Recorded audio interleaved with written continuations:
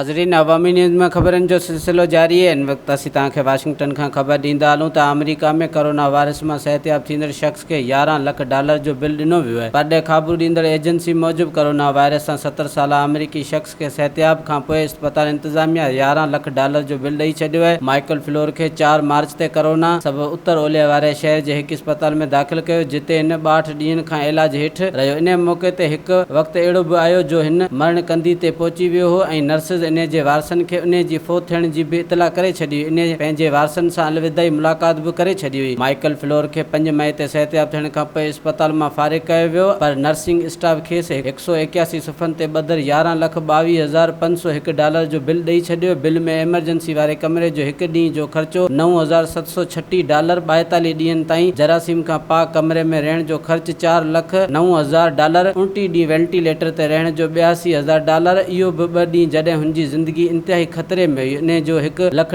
जो ख़र्च शामिल हो। वधीक ख़बरनि ऐं तफ़सील जे लाइ विज़िट कयो असांजी वेबसाइट awamiNewsHD.com ऐं ॾिसंदा रहो अवामी न्यूज़ HD।